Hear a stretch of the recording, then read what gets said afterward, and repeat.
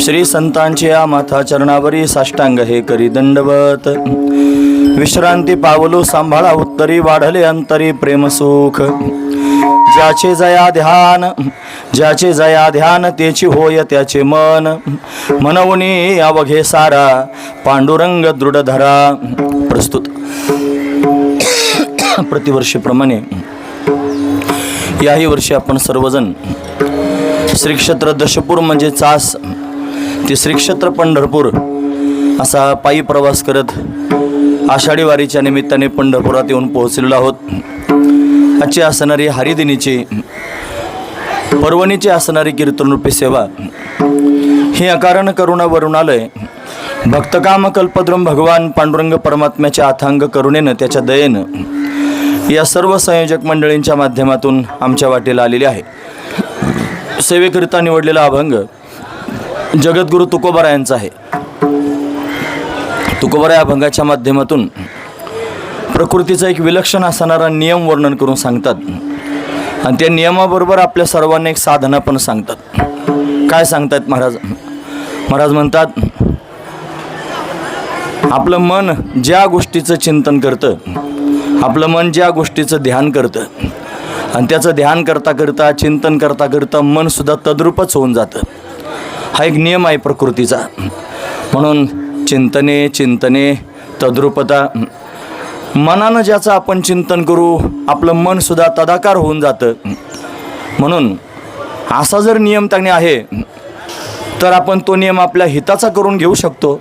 कसा? त्या मनानं आपण संसाराचं चिंतन जर करत असलो तर त्या नियमानुसार आपलं मन संसाराच्या आकाराचं होईल. आणि नियम जर आपण पक्का आठवणीत ठेवला आणि आपण जर परमात्म्याचं चिंतन केलं तर मनसुद्धा परमात्म्याच्या आकाराचं होईल. म्हणून ज्याचे जया ध्यान त्याची होय त्याचे मन. म्हणून असा नियम असल्या कारणाने अवघे सारा पांडुरंग दृढ धरा. म्हणून बाकीचं सगळं बाजूला करा आणि पांडुरंगालाच अंतकरणामध्ये दृढ धारण करून ठेवा. म्हणले तुमचं म्हणणं कळालं. कुठं आहे पांडुरंग, कसा आहे पांडुरंग, आम्ही त्याचं मनानं चिंतन करण्याकरिता तयार आहोत, त्याला मनामध्ये धारण करायला तयार आहोत. तो कसा आहे ते सांगा. ते म्हणले समखून ज्याचे पाय उभा व्यापक विटे ठाय. समान चरण विटेवर ठेवून अशा पद्धतीने उभा आहे. पण जरी समान चरण ठेवून विटेवर उभा दिसला तरी सुद्धा तो फक्त विटेपुरताच मर्यादित नाही. उभा व्यापक विटे ठाय. तो व्यापक आहे, सर्व ठिकाणी गच्च भरलेला आहे. जो सर्व ठिकाणी गच्च भरलेला आहे तोच विटेवरती उभा राहिलेला आहे. समखून ज्याचे पाय. तुम्हाला त्याची खून सांगतो. ज्या देवाचं तुमच्या मनानं चिंतन करायचं आहे त्या देवाची खून सांगतो. काय खून आहे? त्याचे चरण सम आहेत. समखून ज्याचे पाय. आणि तो उभा राहिलेला आहे. कुठं? विटेवरती उभा आहे. म्हणजे विटेवर उभा आहे म्हणून तेवढाच समजू नका, त्याच्याकरिता विशेषत्व सांगितलं. व्यापक विटे ठाय. जो व्यापक आहे आणि तो विटेवर उभा राहिलेला आहे. म्हणजे तुमच्या मनानं त्याचं चिंतन करायचं असेल तर तो फक्त त्याने विटेपुरताच मर्यादित आहे असं नाही. तो सर्व ठिकाणी व्यापक आहे. तुम्ही सर्व ठिकाणी त्याचं चिंतन मनानं त्या अशा पद्धतीने त्याचं ध्यान करू शकता. कारण का? तो नभापेक्षा सुद्धा व्यापक आहे आणि अणुपेक्षा सुद्धा सूक्ष्म आहे. तो का म्हणे नभा परता. हे परता जोडून घ्यायचं. म्हणजे नभ म्हणजे आकाश. तो आकाशापेक्षा व्यापक आहे. अणुचाही गाभा. जो अणुपेक्षाही सूक्ष्म आहे असा असणारा परमात्मा आहे. म्हणून तो जर सर्व ठिकाणी व्यापक आहे मग आपण काय करावं? म्हणून अवघे सारा पांडुरंग दृढ धरा. म्हणून त्या पांडुरंगाला तुम्ही दृढ अंतकरणामध्ये धारण करा आणि बाकीचं त्या व्यतिरिक्त असणारं जे नामरूपात्मक जगत आहे त्याला बाजूला सारा, हे म्हणण्याचं तात्पर्य आहे. पण अशा पद्धतीने जर आपण भगवंताचं चिंतन करू लागलो, आपल्या मनानं जर आपण भगवंताचं ध्यान करू लागलो तर त्याचा परिणाम आपलं मन भगवंताचं ध्यान करता करता भगवत रूप होऊन जाईल आणि या जन्माची सफलता याच जन्मात अशा पद्धतीने होईल. हा महत्त्वाचा विचार आहे. त्याच्याकरिता तुकोबाराय वर्णन करून सांगतात. असा अभंगाचा सरळ अर्थ पाहण्याचा आपण प्रयत्न केला. विठोबा रखुमाये.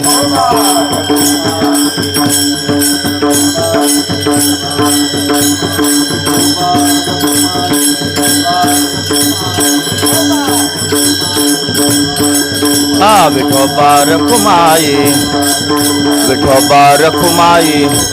पुंडलिक वरदारी विठ्ठल श्री ज्ञानदेव. विठोबा विठोबा रखुमाई, विठोबा रखुमाई, विठोबा रखुमाई.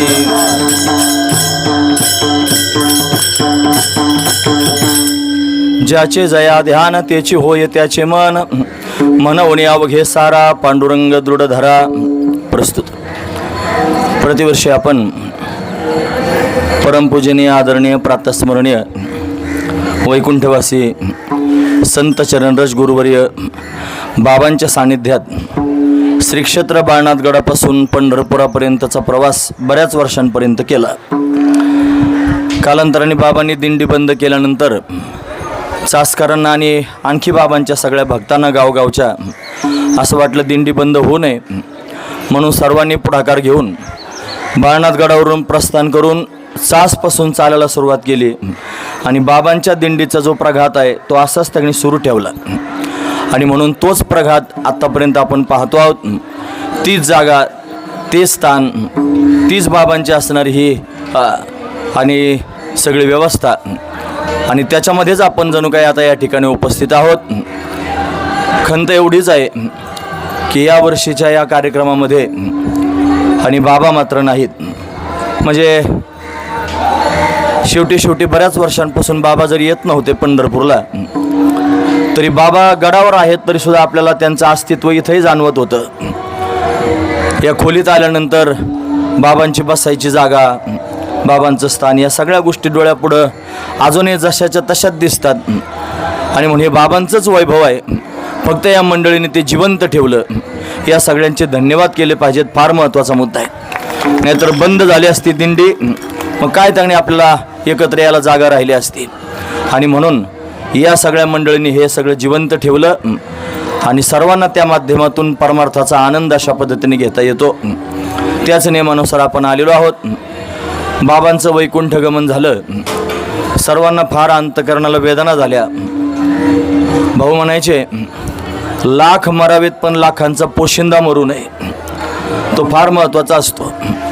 पण आपल्यासारखे सामान्य त्याने कितीतरी जन्माला आले गेले तरी आपण काय कर्तबगार आहोत? आपण फक्त प्रपंचाचीच कर्तबगारी करतो. पण संत असे असतात जे अवतार घेऊन येतात आणि जीवनभर धर्मकार्य करतात. त्यांनी जे कार्य केलं ते इतर सर्व लोकांना करता येत नाही. म्हणून त्यांचं जाणं म्हणजे एक मोठी पोकळी निर्माण होणं असतं. आणि ती पोकळी कशानंच भरून येत नाही. असे हजार त्यांनी जरी उभे केले कीर्तनकार, तर एका बाबांची बरोबरी कोणी करू शकत नाही. असा बाबांचा मोठा अधिकार होता. आता प्रकृतीच्या नियमानुसार, प्रकृतीच्या गुणधर्मानुसार आणि बाबांना थांबावं लागलं. आणि म्हणून फार योग्य असणारा मुहूर्त, योग्य असणारी वेळ बाबांनी त्यांनी साधली. म्हणजे माऊली महावैष्णव भगवान ज्ञानोबरायांच्या आणि सोहळ्याचं प्रस्थान आणि बाबांचं प्रस्थान एकाच वेळेला झालं. जसा सगळ्या संतांनी पुरुषार्थ केला. म्हणजे आपण पाहतो शांती ब्रह्मश्री संत एकनाथ महाराजांनी आणि जनार्दन स्वामींची जी षष्ठी होती, त्या षष्ठीला त्यांनी समाधी घेतली, जलसमाधी. नाथ महाराजांची परंपरा पुढे आपल्या दशपुरात असणारे जे दादा स्वामी होते, ज्यांच्या नावाने ही दिंडी आपण इथपर्यंत आणलेली आहे, त्या दादा स्वामींनी सुद्धा षष्ठीच अशा पद्धतीने स्वीकारली. तसं निळोबरांनी सुद्धा जगद्गुरु तुकोबाराय बिजेला गेले वैकुंठाला. निळोबरांनी सुद्धा बिजेलाच शरीर सोडलं. मग निळोबरांची आणि तुकोबारांची पुण्यतिथी एकाच दिवशी असते. पण वारकऱ्यांनी आपल्या सोयीनुसार करून घेतलं. वारकऱ्यांची कोंडी व्हायला लागली, देहूला जायचं का पिंपळनेरला जायचं. आणि म्हणून काही ज्येष्ठ असणारे वारकरी त्या काळातले रामदास बाबा मनसुख आदी करून, तुम्हाला माहिती आहे सगळी मंडळी, ती सगळी मंडळी एकत्र आली आणि त्यांनी असा ठराव पास केला की निळोबरायांची पुण्यतिथी शुद्ध बिजेला करायची आणि तुकोबरायांच्या वैकुंठ गमनाचा सोहळा वद्य बिजेला संपन्न होईल. पण निळोबरांनी मात्र त्यांनी तुकोबरायांच्याच तिथीला शरीर सोडलं. तसं बाबांनी सुद्धा पुरुषार्थ केला आणि त्यांचे गुरुजी वैकुंठवासी श्री संत रघुनाथ महाराज उमरेकर त्यांची सुद्धा अष्टमीच तिथी होती, बुधवारचा दिवस होता आणि बाबांनी सुद्धा शरीर अष्टमी तिथीला आणि बुधवारीच सोडलं. म्हणजे ह्या संतांची परंपरा बाबांनी चालू ठेवली, हा त्यांचा पुरुषार्थ आहे. गेले दिगंबर ईश्वरा विभूती, गेले दिगंबर ईश्वरा विभूती, राहिल्या त्या कीर्ती जगा माझे, राहिल्या त्या कीर्ती जगा माझे. गेले दिगंबर ईश्वर विभूती, गेले दिगंबर ईश्वर विभूती, राहिल्या त्या कीर्ती जगा माझे, राहिल्या त्या कीर्ती जगा माझे. गेले दिगंबर ईश्वर विभूती.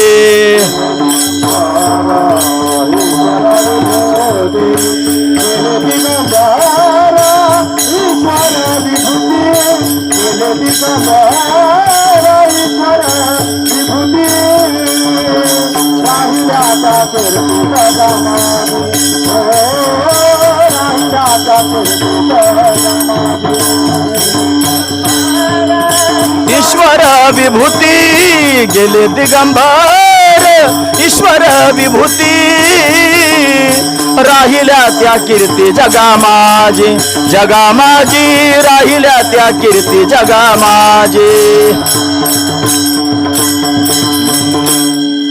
गेले दिगंबर ईश्वर विभूती, राहिल्या त्या कीर्ती जगा माझी.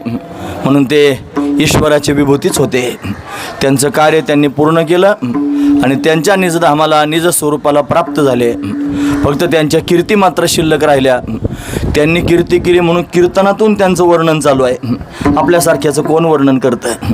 कारण आपला पुरुषार्थ म्हणजे बायका पोरांपुरता, घरादारापुरता, चार भिंतीपुरता. आपल्या पुरुषार्थाचं कोण वर्णन करणार आहे? त्यांचा पुरुषार्थ म्हणजे दिव्य असणारा पुरुषार्थ त्यांनी केला. म्हणून या प्राप्त प्रसंगामध्ये, या प्राप्तस्थळी त्यांची आठवण जर नाही केली तर काय कीर्तन केलं?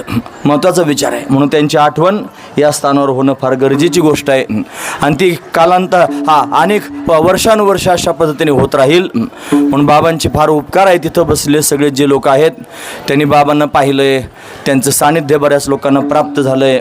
बोटाला धरून चालायचं बाबांनी शिकवलंय. म्हणून बाबांच्या माध्यमातून परमार्थाला आपण सर्वजण लागलो. आम्ही कीर्तन बाबांच्या पद्धतीने करतो. याच्यातले बरेच कीर्तनकार आहेत जे बाबांच्या पद्धतीनं कीर्तन करतात. हा बाबांचा आपल्या सर्वांवर उपकार आहे आणि म्हणून आपण त्यांच्या उपकारात या ठिकाणी जीवन जगतो आहोत. त्यांच्या उपकारात आपण परमार्थ अशा पद्धतीने करतो आहोत. ते दिव्य परमार्थाचं जीवन बाबांनी आपल्याला प्राप्त करून दिलं. म्हणून आजच्या दिवशी दरवर्षी बाबांची सेवा या ठिकाणी होत होती. पण बाबा यायचे बंद झाल्यापासून आणि आपण ही सेवा या ठिकाणी करतो आहोत. आज कीर्तन त्यांनी एकादशीच्या निमित्ताने करायचं आहे. आपण सगळे आपलं आपलं स्थान सोडून पांडुरंगाच्या दिशेनं आलेलो आहोत आणि पांडुरंगाकरताच आलेलो आहोत. मग जर आपण पांडुरंगाकरता इथपर्यंत आलो तर त्या पांडुरंगाची प्राप्ती कशी होईल, त्या पांडुरंगाचं दर्शन कसं होईल आणि या सगळ्या गोष्टींचा विचार करणं या स्थानावरती त्यांनी उचित आहे. तेच आपण त्यांनी केलं पाहिजे, ते योग्य आहे. म्हणून आपण सर्वांनी विचार केला पाहिजे. आपण एवढ्या दिवसापासून परमार्थ करतो आहोत. आपल्याला पांडुरंगाचं चिंतन भजन त्यांनी करायचा छंद लागलेला आहे. पण हा छंद मनामध्ये असून सुद्धा, या सगळ्या गोष्टी होत असून सुद्धा पांडुरंगाचं दर्शन आपल्याला झालं का, असा प्रश्न आपल्या अंतःकरणामध्ये जर आपण निर्माण केला तर बऱ्याच लोकांना जर खरं खरं बोलायची सवय असली तर आपापल्या मनाला विचारून त्यांनी मनालाच सांगायचे नेमकं काय झालेलं आहे. खरंच पांडुरंगाचं दर्शन झालंय का, भगवंताचा साक्षात्कार आपल्याला झालाय का, आपल्याला व्यापक परमात्मा स्वरूपाचं ज्ञान झालंय का, आपल्याला त्याची अनुभूती प्राप्त झाली का, आणि जर झाली नसेल तर का झाली नाही याचा विचार सर्व लोकांनी केला पाहिजे. हा प्रॅक्टिकलात येऊन करण्याचा विचार आहे.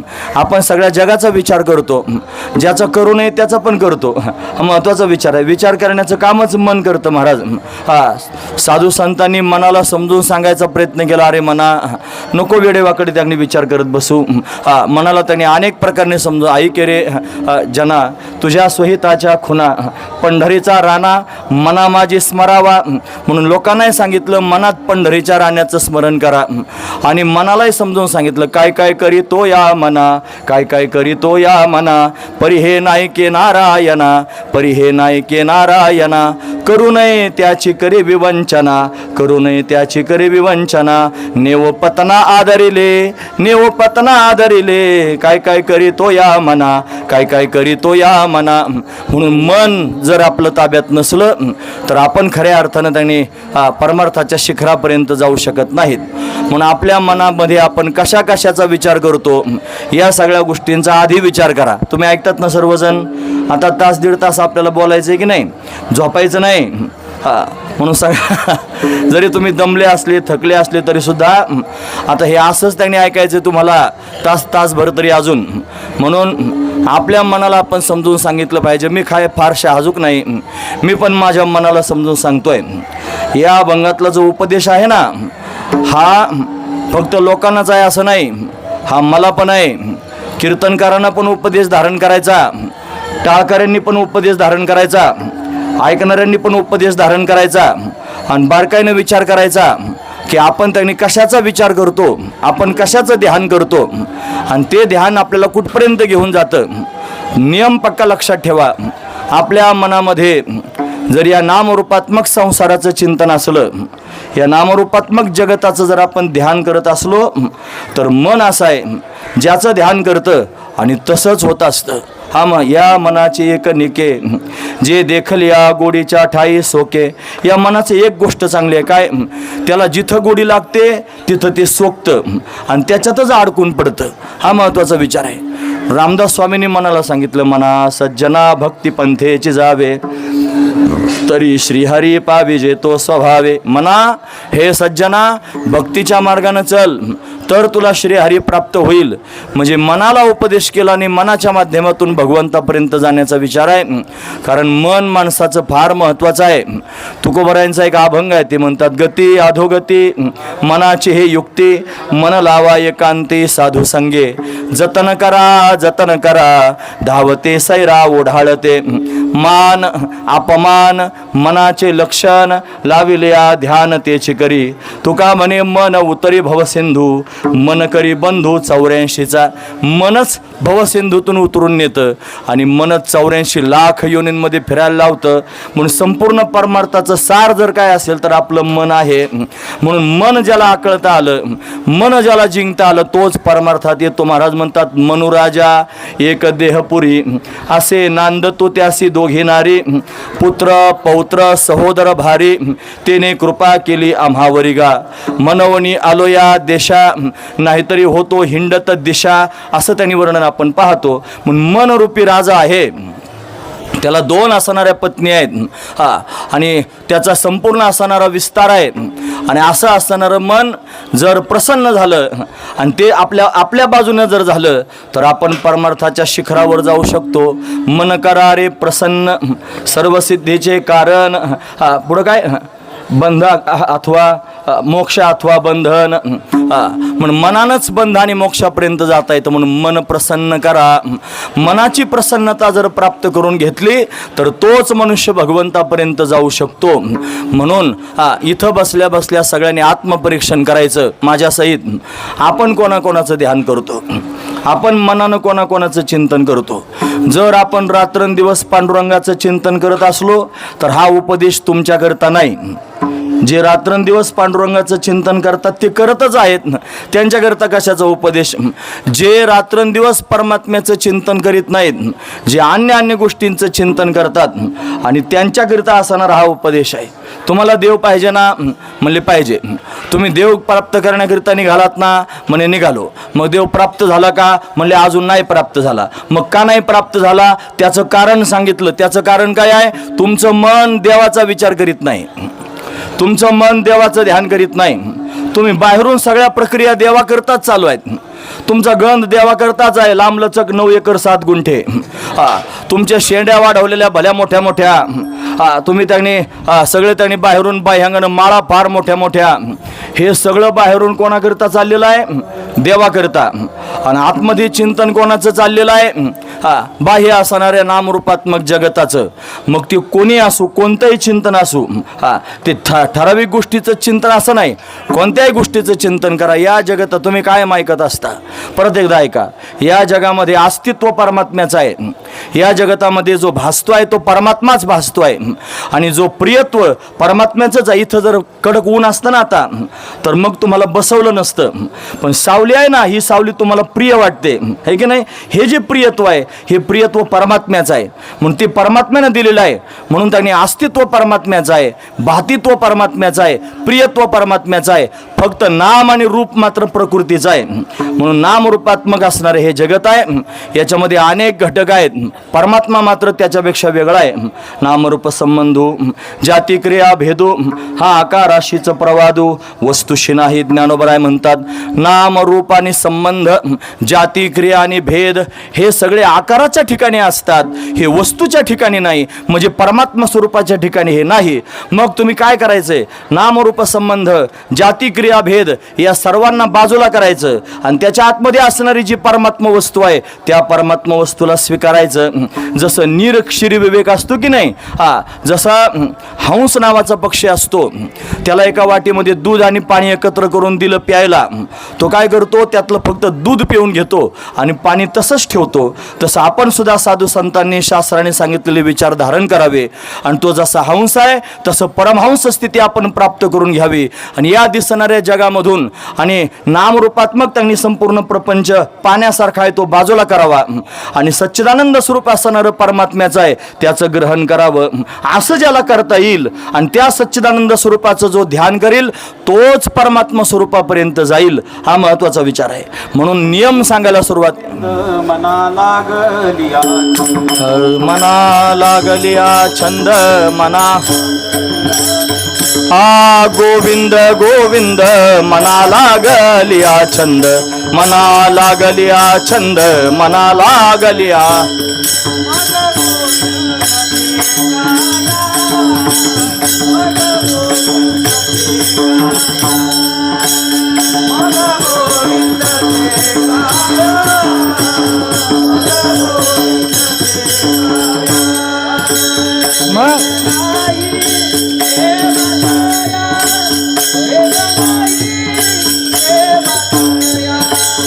भेद नाही देवात या, भेद नाही देवात या.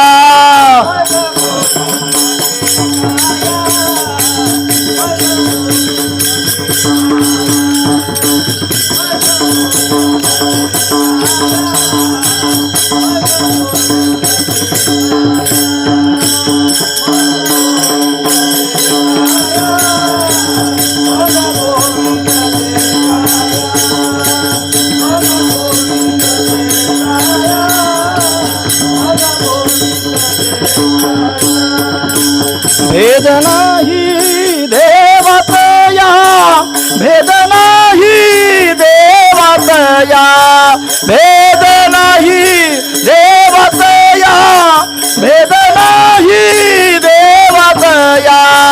मग गोविंद ते काया, मग गोविंद ते काया, मग गोविंद ते काया, मग गोविंद ते काया.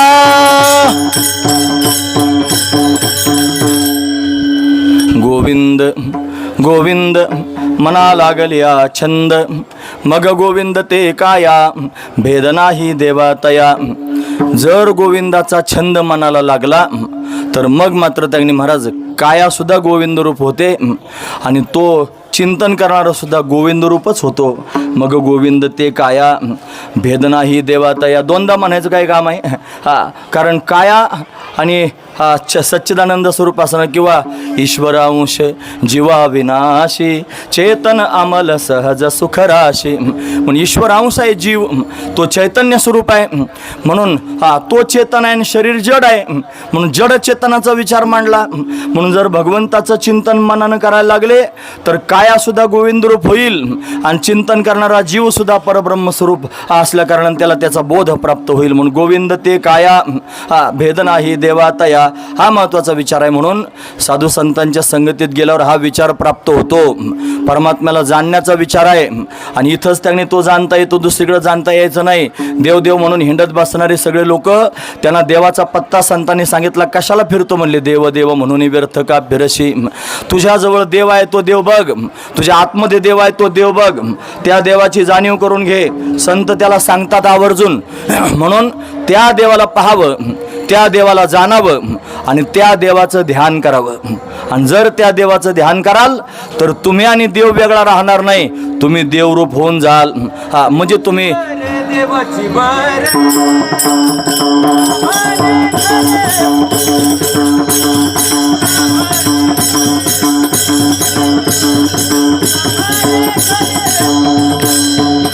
देवाची बारे देवाची बारे तुका म्हण खरे तुम्ही, तुका म्हणे खरे तुम्ही, तुका म्हण खरे तुम्ही. अरे तुम्हीच देव आहात म्हणून त्या देवत्वाला जाणलं पाहिजे, त्या देवाला जाणून त्याचं ध्यान केलं पाहिजे. तेच ध्यान सांगतायत महाराज. महत्त्वाचा विचार आहे. कसा आहे देव, देवाचं स्वरूप जर पाहण्याचा प्रयत्न केला तर देव सुखरूप आहे. नुसता सुखरूप नाही, अनेक प्रमाणे सांगतो, तुम्ही ऐकतात ना सर्वजण. महत्त्वाचा मुद्दा सांगतो. ते म्हणले सर्व सुखाचे आगर तो हा उभा विटेवर, सर्व सुखाचे आगर जनी म्हणे शारंगधर, सर्व सुखाचे आगर म्हणे नरहरी सोनार, सर्व सुखाचे आगर बाप रखुमा देवीवर. देव फक्त सुखरूप नाही, देव सुखाचा आगर आहे. म्हणून त्या देवाला जर प्राप्त करून घेण्याकरिता निघालात तर देव सुखरूप आहे. म्हणजे तुम्ही काय व्हाल, आपोआपच सुखी व्हाल. फार महत्त्वाचा विचार आहे. मग आता सध्या आपण सर्वजण जागे आहोत. बारकाईनं माझ्या शब्दांकडे सगळ्यांचं लक्ष लागलेलं आहे.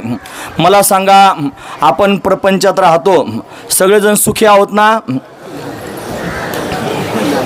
आहोत की नाही? अरे बळच तरी म्हणा आहे म्हणून. त्याच्यात सुखच नाही म्हणून मृत्यूलोकी सुखाची कहाणी ऐकेजेल कवनाची कहाणी. या मृत्यूलोकामध्ये, या संसारामध्ये सुख शोधण्याकरिता आपण निघालो. अरे तिथं सुखाचा लवलेश सुद्धा नाही. फार महत्त्वाचा विचार आहे. दुःख बांधवडी आहे हा संसार, सुखाचा विचार नाही कोठे.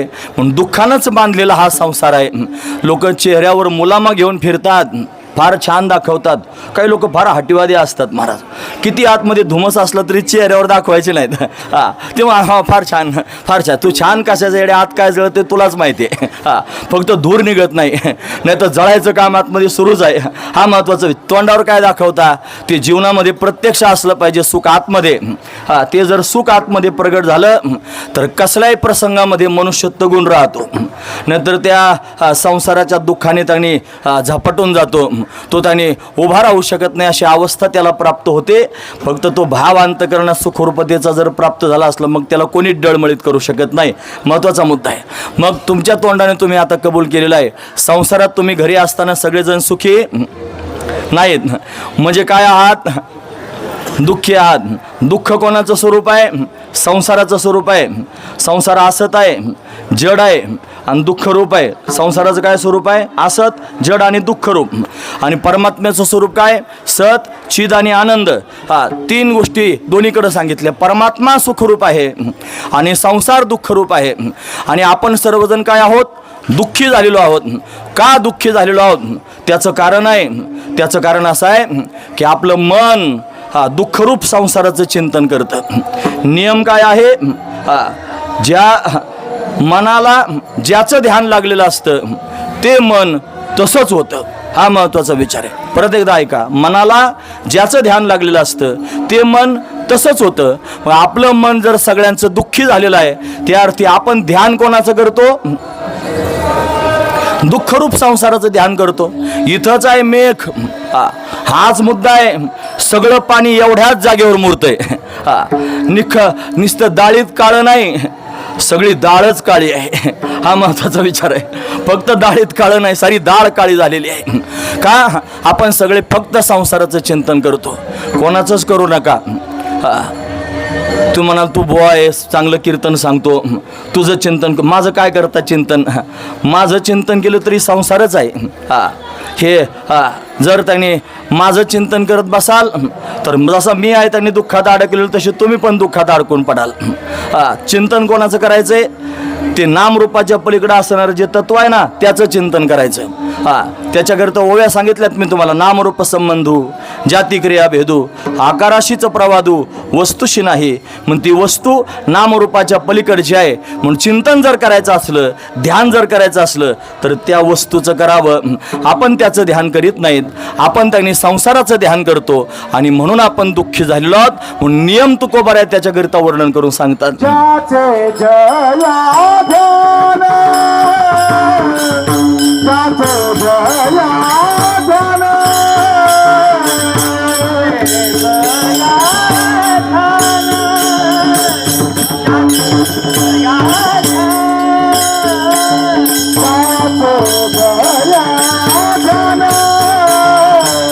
ज्याचे जया ध्यान,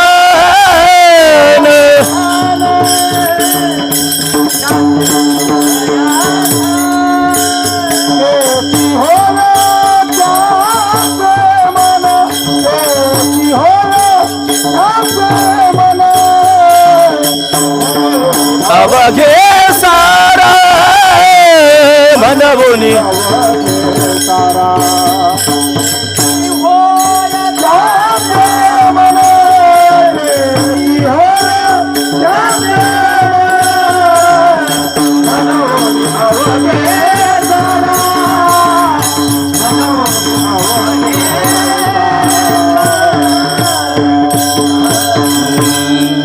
म्हणून तर तुकोबर आहे आपल्या सगळ्यांना संसाराच्या दुःखात अडकलेल्या जीवांना नियम सांगतात. बाबांनो, तुम्ही सगळे म्हणता की आमचं मन फार दुःखी झालेलं आहे, आम्ही संसाराचं दुःख भोगतो आहोत. तुम्ही का संसाराचं दुःख भोगता त्याचं कारण सांगितलं. त्याचं कारण एवढंच आहे, ज्याचे जया ध्यान हे तेची होय त्याचे मन. जो ज्याचं ध्यान करतो त्याचं मन सुद्धा तसंच होतं. पण आपण जर त्यांनी या संसाराचं ध्यान करत राहिलो तर आपलं मन सुद्धा त्यांनी मला संसारासारखंच होईल. आणि संसार जर दुःखाचा आहे, ठाऊकच आहे संसार दुःखाचा, मग तो दुःखाचा संसार आहे. मनानं त्याचं चिंतन केल्यामुळं आपल्या सगळ्यांना दुःख आहे. मग आपण काय केलं पाहिजे? दुःख जर नको असलं तर ज्याच्या ठिकाणी दुःख आहे त्याचा त्याग केला पाहिजे. म्हणजे बायका पोरं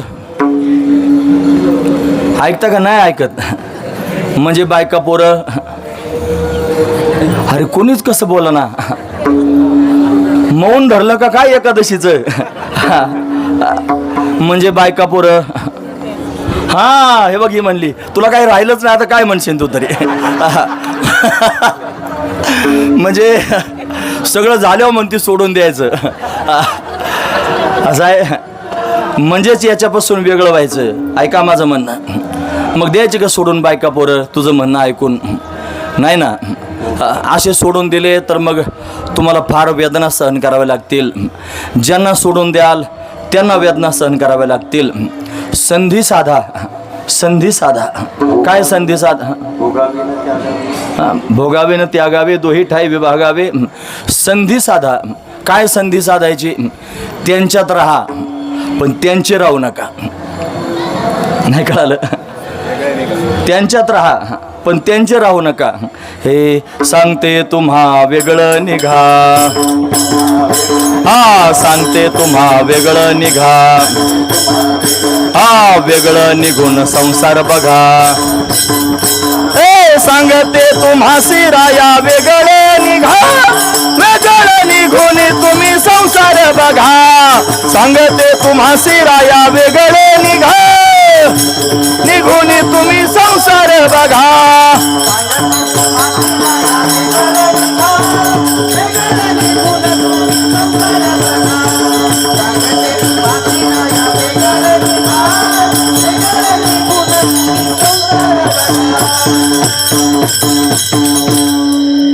हे काय उगाच हसाय करता नाही, नाथ महाराजांचं भारुड आहे.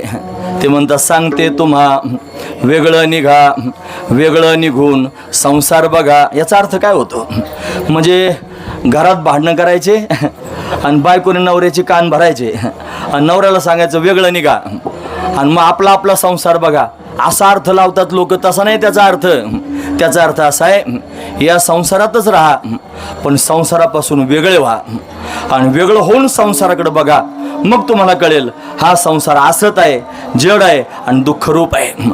म्हणून हे लक्षात ठेवा, वेगळं उभं राहा मग संसाराकडे पहा. तुमच्या लक्षात येईल की हा सगळा संसार असाच आहे. मग असं कळाल्यानंतर रस्त्याने तुम्ही चालायला लागले बरं का. ऐका सगळ्यांनी. आणि फार गर्दी आहे सगळीकडे, लोक त्यांनी माणसंच माणसं, परसाकडे जायला जागा नाही, रस्त्यातच संडास केली लोकांनी एकाकडे असे. आणि तुम्ही चालायला लागले, एका बाजूने गुलाबाची फुलं टाकलेली आहेत आणि एका बाजूने घाण पडलेली आहे आणि तुम्ही चालायला लागलेले आहात. कशावरून चालाल? गुलाबावरून चालाल म्हणजे गुलाबाच्या फुलांवरून चालाल. खरं का खोटं? म्हणजे तुम्हाला त्याचं ज्ञान आहे की या घाणीतून आपण चाललं नाही पाहिजे आणि चांगल्या ठिकाणाहून चाललं पाहिजे. हे कधी कळाल तुम्हाला? तुम्ही उभे राहिले आणि दोन्हींकडे पाहिलं, मग तुमच्या लक्षात आलं ही घाण आहे, हे चांगलं आहे. बरोबर आहे की नाही? तसं संसार पाहण्याकरिता उभे राहा, वेगळं निघा आणि मग संसाराकडे बघा. मग बघितल्यानंतर तुम्हाला निर्वाळा होईल संसार कसा आहे आणि परमात्मा कसा आहे हे तुम्हाला कळेल ना. आता विचार करणाऱ्या माणसालाच कळेल महाराज. नाही तर काहींचं हुरण पंढरपूर असतं, काहीच नाही. येडीला सासरण माहेर सारखंच, घरी सारखेच, दिंडीत सारखेच, पंढरपुरात सारखेच. त्यांना काय मिळवायचं आणि कशा करता आपण याची भनक सुद्धा नाही. या सगळ्या गोष्टी आत्मसात करायच्या असतात, जीवनामध्ये उतरवायच्या असतात. हे काय त्यांच्या डोक्यात नाही. ते येतानाच खलबत्ते घेऊन आलेत गळ्यात अडकून. साऱ्या वाटणी कुटायचं, नुसते कुटीतच राहायचं. लोकांचं खलबत्ती कुटायचं, याचं कुटते, कोणालाच सोडायचं नाही, साऱ्या जगाचं कुटून काढायचं. हे कुटून काढणाऱ्या लोकांचं मनाला ध्यान कोणाचं आहे? ज्याचं कुटायचं त्याचं ध्यान आहे. हा महत्वाचा विचार आहे. अरे त्यांचं काय ध्यान करतात? ज्यांचं कुटायचं त्यांचं ते दुःखातच अडकलेले आहेत. तुम्हाला जर फार कळालं असलं आणि फार शहाजूक झाले असले तर त्याचं ध्यान करायचं बंद करा आणि देवाचं ध्यान करायला सुरुवात करा. कल्याण होईल तुमचं. फार महत्वाचा विचार आहे. म्हणून संसार कसा आहे? दुःखरूप आहे आणि परमात्मा कसा आहे? सुखरूप आहे.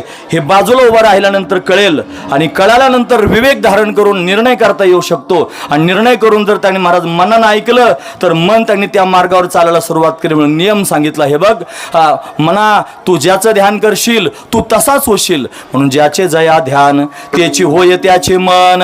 म्हणून असा जर नियम आहे, मग आपण काय केलं पाहिजे? मग आपल्याकरिता मौलिक सल्ला दिला, आपल्याकरिता मौलिक असणारा उपदेश केला आणि फार कळवळून सर्व लोकांना सांगायला सुरुवात केली, बापांनो जर संसार दुःखरूप आहे आणि परमात्मा सुखरूप आहे, संसाराचं ध्यान केल्यामुळे तुम्ही दुःखी झालेले आहात, तुम्हाला सुखाची गरज आहे, तुम्हाला सुखरूप व्हायचंय. मग एक काम करा ना, जे त्यांनी असंच जर दुःखरूप असणारा संसार आहे ना, तो सगळाची सगळा बाजूला करा आणि सुखरूप असणारा जो पांडुरंग आहे त्याला दूर धरा.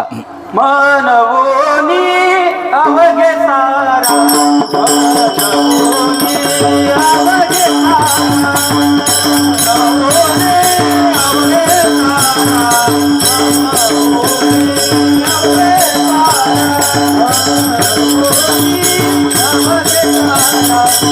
मनवोनी अवघे सारा, मनवोनी अवघे सारा, मनवोनी अवघे सारा.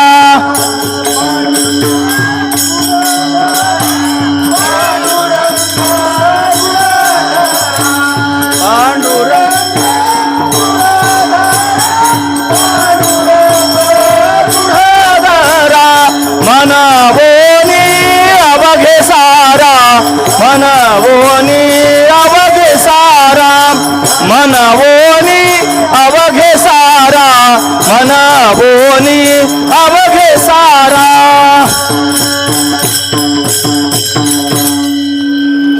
असा नियम सांगून घेतला आणि मग म्हणले मनवोनी. हे म्हणून शब्द आहे ना, त्याच्या आधी बरंच काय असतं, आहे की नाही? म्हणून शरण जावे सर्व भावे देवासी, म्हणून शरण जावे. हे म्हणून शब्द सांगितला की नाही? कशाकरिता म्हणून वापरला?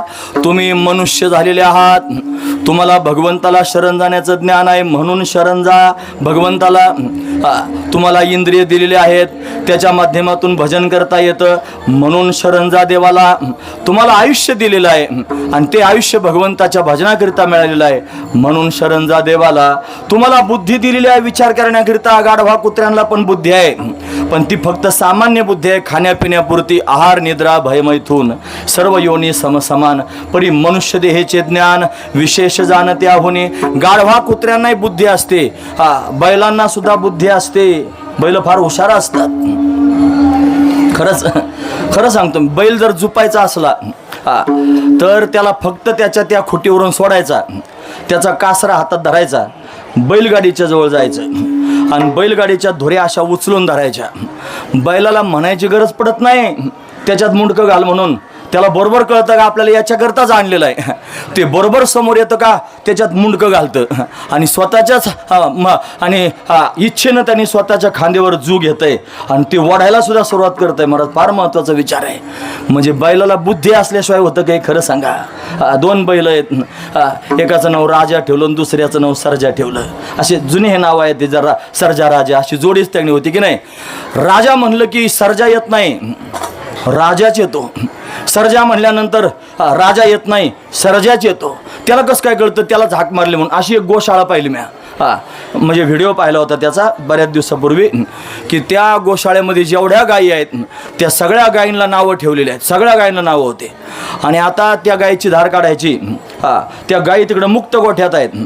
हाक मारायची, फक्त गायीला हाक मारली की तीच गाय येणार, बाकीच्या गाय नाही हालचाल करणार. जिला हाक मारली तीच येणार. आता हे बुद्धीशिवाय आहे का? खरं सांगा तुम्ही मला.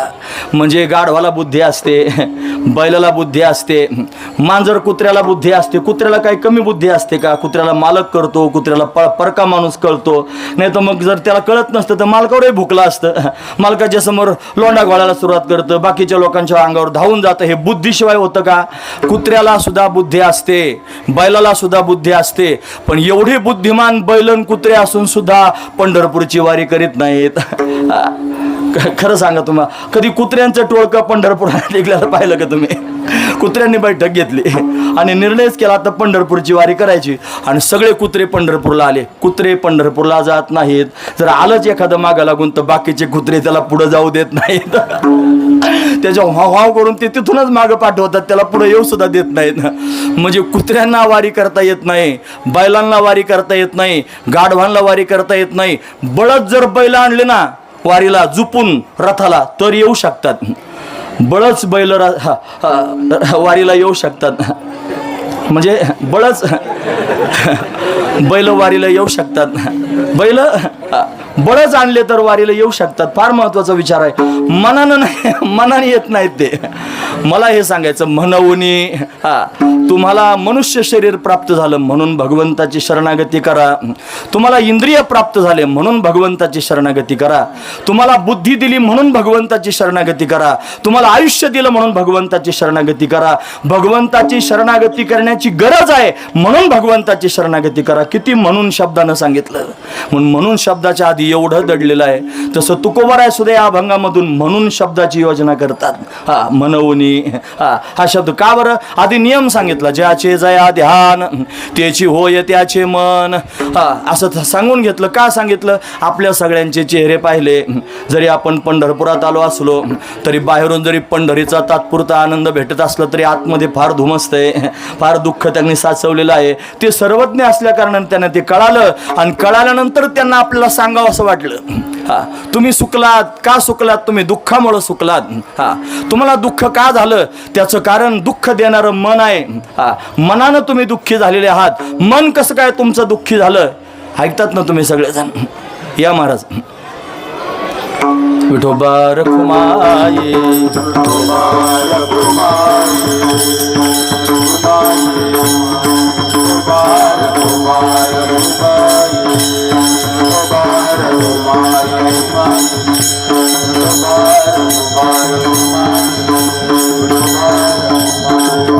विठोबा रखुमाई, विठोबा रखुमाई, विठोबा रखुमाई, विठोबा रखुमाई.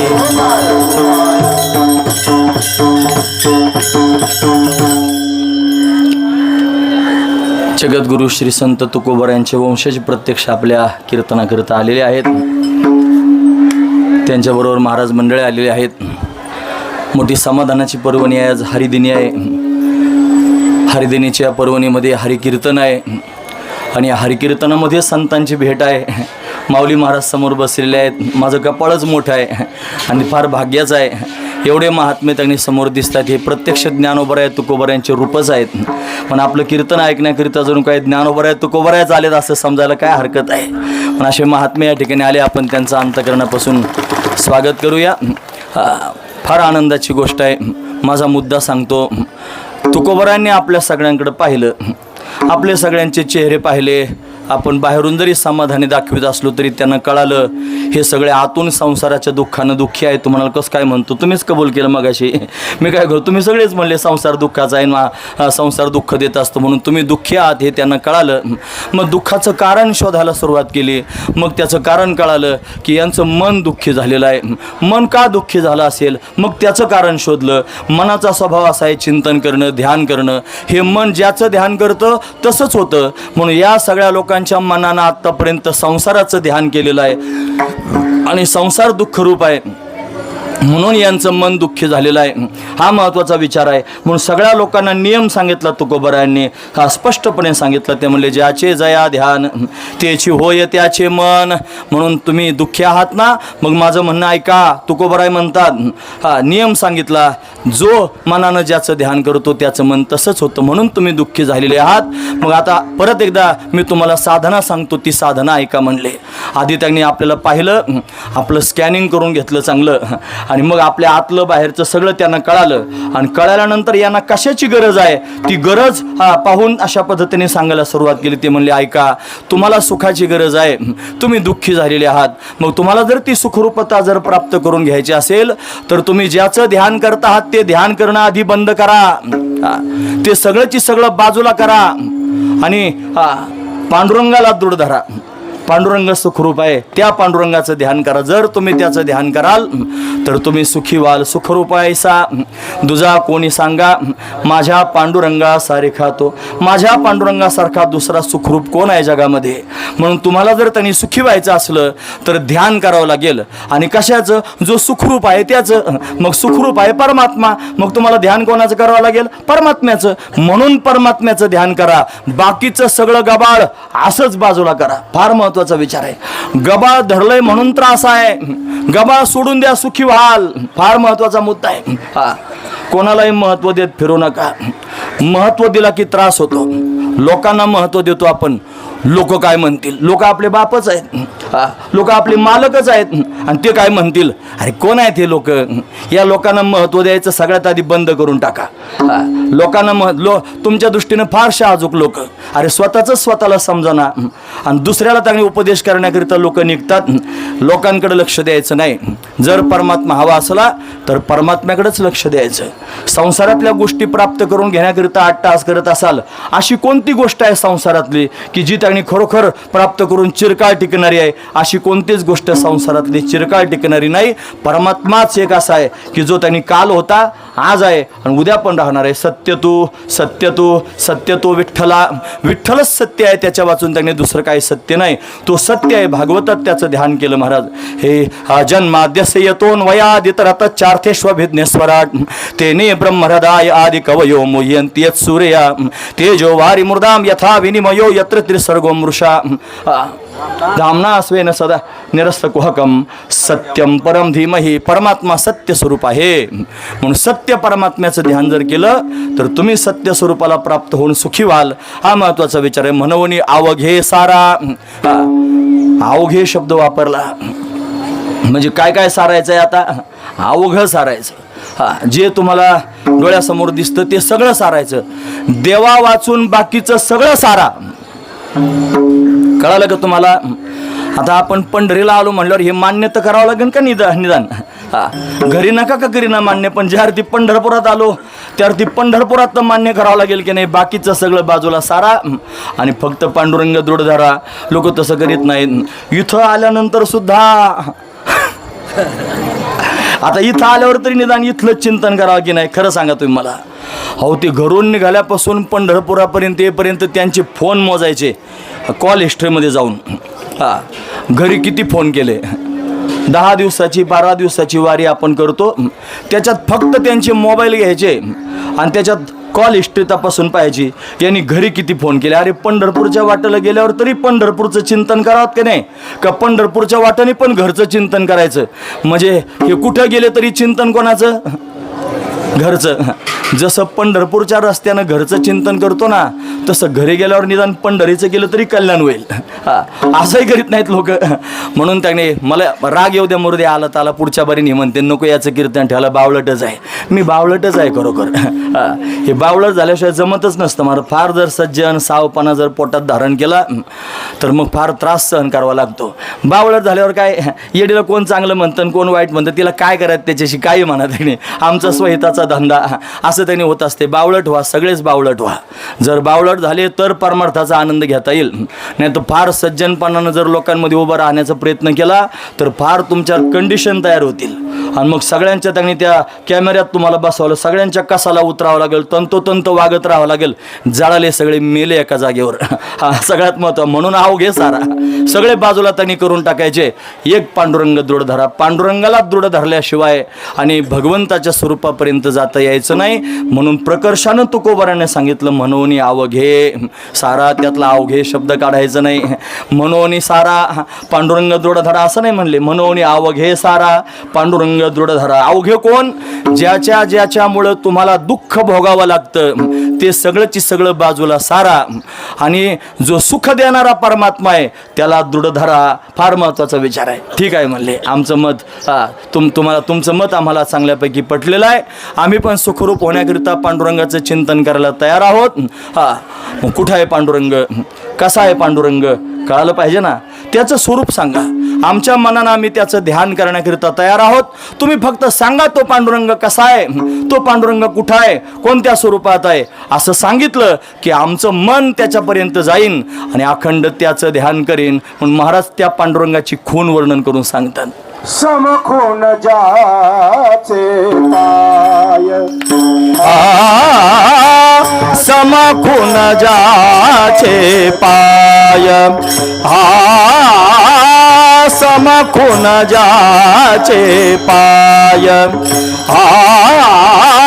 समखून जाचे पाय,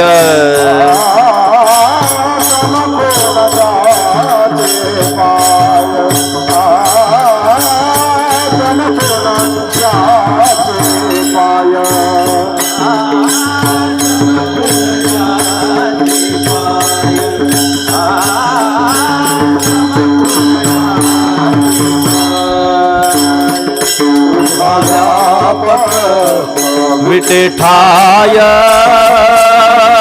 उभा व्यापक विटेठाय, उभा व्यापक विटेठाय, उभा व्यापक विटेठाय. पुढं पुढं सारखा थोडे.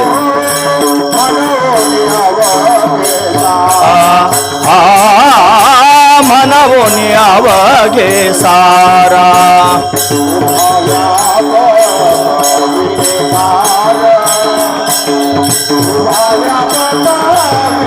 उन्हातले थोडे पुढे या, उन्हातले पुढे या. विटेठाय उभा व्यापक विटेठाय, समखून अवघे सारा, मनवोनी अवघे सारा. वारे गड्या. समखून ज्याचे पाय उभा व्यापक विटेठाय, समखून ज्याचे पाय. त्या देवाची मी तुम्हाला खून सांगतो. तुम्ही म्हणले ना सगळं बाजूला करा आणि पांडुरंग दृढ धरा. महाराज या पंढरपूर क्षेत्रामध्ये आल्यावर या एकादशीच्या पर्वणीवर आम्हाला कळालं आम्ही दुःखी का आहोत. तुम्ही ऐकता सर्वजण. महत्त्वाचा मुद्दा. तुम्ही कीर्तनाला धरून चाला. कीर्तन तुमच्या मनात घुसेल आणि महत्त्वाचा मुद्दा सांगेन. म्हणून कीर्तनानं सांगितलं तुम्ही दुःखी का आहात. उत्तर काय मिळालं. संसार दुःखरूप आहे, त्याचं तुम्ही ध्यान करता म्हणून तुम्ही दुःखी झालेले आहात. आता तुम्हाला सुखी व्हायचं आहे. मग सुखी होण्याकरिता काय केलं पाहिजे? तेच साधन. कोणतं साधन आहे? ध्यान. ध्यान हे साधन आहे. संसाराचं ध्यान केलं दुःख होईल, परमात्म्याचं ध्यान केलं सुख होईल. म्हणून ध्यान केलं पाहिजे. लोक म्हणले आपल्या वारकरी संप्रदायात हे ध्यान बिन काय नसतं. येड्या, तू डोक्यावर पडलास का? वारकरी संप्रदायात ध्यान नाही, मग कुठं ध्यान आहे? सांगू का? अहो, कीर्तनाला सुरुवात करण्याच्या आधी पहिला विना उभा राहतो आणि त्या विण्याचा अभंग असतो. सुंदर ते ध्यान उभे विटेवरी, करगटावरी ठेवून या, तुळशी हार गळा कासे पितांबर, आवडे निरंतर हेची ध्यान. अरे ध्यानानं सुरुवात होते आणि तू म्हणतो वारकरी संप्रदायात ध्यान धारणा हे असलं काही नसतं. येड्या, अरे ध्यान केल्याशिवाय कसा जाशील देवापर्यंत? म्हणून येथे नसरे दुसरी आटी, देवा भेटी जावया, तोच एक ध्यावा चित्ते, करुणिरिते कलेवर. एक चित्तानं भगवंताचं ध्यान केल्याशिवाय तुला परमात्म्यापर्यंत जाता यायचं नाही. म्हणून तुला सगळ्यात प्रधान साधना जर कोणती करायची असेल सुखरूप होण्याकरिता, तर ध्यान करावं लागेल. म्हणून आजपर्यंत आपल्याला ध्यान करण्याची सवय आहे. तुम्हाला आम्हाला ध्यान कसं करता येईल? आम्हाला काय ध्यानाची सवय आहे का? अरे रात्रंदिवस प्रपंचाचं ध्यान करतो ना. इथं आले त्यांनी महाराज म्हातारे जर दिंडीत आलेच आणि जर बारीक बारीक नातू असले ना, ते घरी नातवांचं ध्यान करतात. खरं का खोटं विचारा तुम्ही. ज्यांना नातू आहेत त्यांना एकदा का व्हायना पण ध्यान होतं ना नातवाचं. एकदा का व्हायना पण ध्यान होतं. खरं सांगतो मी तुम्हाला. आपल्याला ध्यान माहीत नाही. कसं काय माहीत नाही? ध्यान याचंच नाव आहे ध्यान. आठवण करणं, स्मरण करणं, हेच आहे महाराज ध्यान. आपण कुठं गेल्यानंतर त्याने कोणाची पण आठवण करतो. ही कुठं राहून कोणाची पण आठवण करणं हे त्याचं झालेलं ध्यान आहे. हा महत्त्वाचा विचार आहे. मग आपल्याला ध्यानाची सवय नाही असं नाही, आपल्याला स्वाभाविकपणे ध्यानाची सवय आहे. उलट सगळ्यात जास्त आपल्याला काय करता येत असेल तर ध्यान करता येतं. पण आपण रात्रंदिवस प्रपंचाचं ध्यान करतो. नियम तेवढाच आहे ध्यान करणे. फक्त काय बदल करायचा? आतापर्यंत संसाराचा करीत होता, आता परमात्म्याचं ध्यान कर. बस एवढाच बदल करायचा. फक्त आतापर्यंत त्याचं ध्यान करीत होता ते सोडून दे आणि आता याचं ध्यान कर. सगळ्यात महत्त्वाचा मुद्दा. म्हणून ते सगळं ज्याचं ध्यान आतापर्यंत करीत होता ते सगळंची सगळं बाजूला कर. म्हणून अवघे सारा आणि पांडुरंग जोड धरा. पांडुरंगाचं ध्यान करायला सुरुवात करा. मग विचारलं कसा आहे पांडुरंग? मग म्हणले तुला त्याची खूण सांगतो. ध्यान करायचंय ना, मग ध्यान करण्याकरिता आधी कळालं पाहिजे तो कसा आहे. मग त्याची खूण पण सांगितली पाहिजे. मी तुला त्याची खूण सांगतो. इकडं तिकडं सैर भैर धावू नको. तो आपल्याकरिताच आलेला आहे. तो आपल्याकरिताच उभा राहिलेला आहे. आणि तो त्याने महाराज समान चरण ठेवून विटेवरती उभा राहिलेला आहे. त्याचे जे पाय आहेत ना समान आहेत. सम खून ज्याचे पाय. मी तुम्हाला खून सांगतो. सम आहे, हे सम झालं पाहिजे ना. जीव ब्रह्म ऐक्य ज्ञान आपण प्राप्त करून घेतो. म्हणजे काय होतं बरं? नेमकं जीव आणि ब्रह्म एकच आहे असा त्यांनी भाव निर्माण होतो. सम महत्वाचा वेळ. ते तत्त्वम असी तत्त्वमस्यादी महावाक्यांचा उपदेश करतात. मग भागत्याग लक्षणा त्याच्यामध्ये वापरून मग वाच्यार्थाचा त्याग करून लक्षार्थाचं ग्रहण होतं. आणि मग आसी पदानं ऐक्य जाणून घ्यायचं असतं. म्हणजे आत्मा आणि ब्रह्म दोन नाहीत, एकच आहेत. समान हा भाव अंतकरणात तयार होतो. सम मला सांगायचंय, सम अशी समानता असली पाहिजे. म्हणून समखून ही खून आहे महाराज. त्याची समानता हीच भगवंताच्या त्या स्वरूपाची असणारी खून आहे महाराज. समखून ज्याचे पाय. बाबा पाय शब्दाचा अर्थ करायचे ज्ञान. महाराज या ना पुढे या ना. या खरंच या पुढे या. समखून ज्याचे पाय. बाबा म्हणायचे संतांची पायी हा माझा विश्वास, सर्व भावे दास झालो त्यांचा. बाबांचं प्रमाण आहे बरं, तुम्ही ऐकतात ना सर्व. ती म्हणायचे संतांची पायी हा माझा विश्वास. पाय शब्दाचा अर्थ करताना बाबा त्यांनी अर्थ करायचे ज्ञान. म्हणून संतांनी दिलेलं जे ज्ञान आहे त्याच्यावर माझा विश्वास आहे आणि म्हणून तोच विश्वास महत्त्वाचा आहे. म्हणून पाय समखून ज्याचे पाय. म्हणून त्याचं खऱ्या अर्थानं जर बोध प्राप्त करून घ्यायचा असला तर त्याला ज्ञान दृष्टीनं पाहावं लागेल. तो समान आहे हा भाव आपल्या अंतकरणात निर्माण करून घेतला पाहिजे. दोन प्रकारानं त्याला पाहता येतो. तो सर्व ठिकाणी व्यापक आहे. त्याच्या ठिकाणी देश परिच्छेद नाही, त्याच्या ठिकाणी काल परिच्छेद नाही, त्याच्या ठिकाणी वस्तू परिच्छेद नाही. देश काल वस्तू परिच्छेद रहित असणारं सच्चिदानंद घन असणारं ब्रह्म जे सर्व ठिकाणी व्यापक आहे. आणि तेच व्यापक असणारं ब्रह्म भक्तांच्या अंतकरणातला भाव जाणून भक्तांची भक्ती जाणून त्यांनी सगुण साकार झालं आणि समान चरण घेऊन ठेवून विटेवर उभं राहिलं. म्हणून सांगितलं समखून ज्याचे पाय. म्हणतो विटेवरती उभा आहे. फक्त विटेवरती उभा आहे असं जर सांगितलं असतं तर त्याच्या ठिकाणी संकुचितत्व आलं असतं. तो फक्त एकदेशी झाला असता. म्हणून त्याचं एकदेशीत्व त्यांनी घालवण्याकरिता, त्याची व्यावृत्ती करण्याकरिता तुकोबाऱ्यांनी पुढचा त्यांनी भाववर्णन करून सांगितला. समखून ज्याचे पाय उभा व्यापक विटे ठाय. जो व्यापक आहे सर्व ठिकाणी. कुठे कुठे व्यापक आहे? सगळ्या देशांमध्ये व्यापक आहे. कुठे कुठे व्यापक आहे? सगळ्या काळात व्यापक आहे. कुठे कुठे व्यापक आहे? सगळ्या वस्तूंमध्ये व्यापक आहे. हरिता ठावला ही उरला आज म्या दृष्टीने पाहिला विठ्ठलाचे विठ्ठल.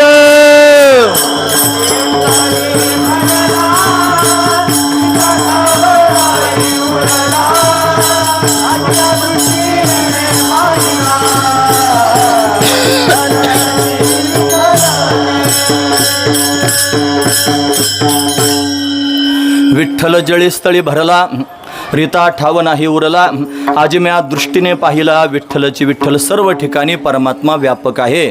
त्याचं व्यापकत्व सांगितलं म्हणजे हे त्याचं स्वरूप सांगितलं व्यापक आहे. आणि तटस्थ लक्षणानं सांगितलं समखून ज्याचे पाय उभा. समान पाय ठेवून उभा राहिलेला जो आहे ना ही त्याची खून आहे. पण फक्त तेवढंच पाहू नका. तेवढंच पाहत होते म्हणून कमी पडले. महत्त्वाचा विचार आहे. नामदेव महाराजांना देव भेटत होता. तो विटेवर त्यांनी दिसत होता. त्यांचं ब्रीद होतं कटावरी करण आहे ज्या देवाचे नेघे मी तयाचे दर्शन. तेवढ्या पुरतंच पाहत होते. संकुचित भाव होता. म्हणून भगवंतालाच करुणा आली. संतांकडे पाठवलं. कच्चे ठरले. मग विसोबा काकांकडे पाठवलं. मग कायमचेच पक्के झाले. मग तो देवच देव सगळीकडे भरला. फक्त विटीपुरता राहिला नाही. कुत्र्यात दिसला सगळ्यात आधी. हातात तुपाची हाती घेऊन तुपाची वाटी नामा धावे श्वाना पाठी. अरे देवा कोरडं खाऊ नको तूप लावून खा. म्हणजे कुत्र्यात सुद्धा देव दिसला. फार महत्वाचं. आधी कुठे दिसत होता? समखून ज्याचे पाय उभा एवढाच दिसत होता. तो व्यापक दिसत नव्हता. आता समखून त्याचे पाय हे तर दिसला पण तोच सर्व ठिकाणी व्यापक आहे असा बोध प्राप्त झाला. फार महत्वाचा हाच बोध गरजेचा आहे. पंढरपुरात आल्यानंतर काय आणलं? पंढरपुरातून घरच्या लोकांनी जर विचारलं तर छातीला हात लावून सांगा पांडुरंगाचा बोध घेऊन आलो. पांडुरंगाचं ज्ञान घेऊन आलो. पांडुरंगाच्या स्वरूपाला जाणून आलो. तो पांडुरंग कसा हे समजून आलो. आता ज्याला समजलं असेल तोच म्हणू शकतो. बाकीच्याला काय नाही जर समजलं डोक्यावरून गेलं 4-5 हात मग काय करायचं? फार महत्वाचं हे समजून घ्यायचंय. पांडुरंगाला जर जाणायचं असलं, पांडुरंगाचं जर दर्शन घ्यायचं असलं, पांडुरंगाला जर पाहायचं असलं तर असं पाहावं लागेल. ज्यानं असं पांडुरंगाला पाहिलं त्याच्या अंतकरणातून संपूर्ण द्वंद्व निघून जातं. त्याला द्वैत दिसत नाही. मग तो विचरण करतो. पण तो त्याच्या वृत्तीत राहून विचरण करतो. कशी त्याची वृत्ती आहे? म्हणजे निर्द्वंद्व निशंक विचरतामही सुखानंद हृदय स्थिरावला. तो निर्द्वंद्व झालेला असतो. तो निशंक काही शंकाच राहिलेली नसते. शंका म्हणजे पापाची आणि पुण्याची शंका. जरी बोध प्राप्त झाला आणि तरी सुद्धा त्याने अंतकरणामध्ये शंका शिल्लक राहतात ना. यानं पाप लागल काय? त्यानं पुण्य होईल काय? त्याने असं मी पवित्रता प्राप्त होईल काय? मी यानं अपवित्र होईल काय? या शंकाच आहेत महाराज मनामध्ये. ज्याचा बोध निश्चय झाला तो त्याने या शंकाच पोटात ठेवीत नाही. तो पाप पुण्याच्या पलीकडेच निघून गेलेला असतो. तो त्याने पवित्र अपवित्रता त्याच्याकडे पाहायलाच भेटत नाही. मग सगळंच त्याला देवरूप दिसतं. मग वाढ धाकुटेन म्हणती सजीव निर्जीव नेनती देखिल्या वस्तू ते उजलुटती मीची म्हणून. ज्याला देव कळाला त्याची ही अवस्था आहे. त्याला सगळीकडे देवच देव पाहायला भेटतो. म्हणून सर्व ठिकाणी तो देव गच्च भरलेला आहे. आकाशासारखा व्यापक आहे. सत्य ज्ञानानंत गगनाचे प्रावर्ण नाही रूपवर्ण गुण जेथे.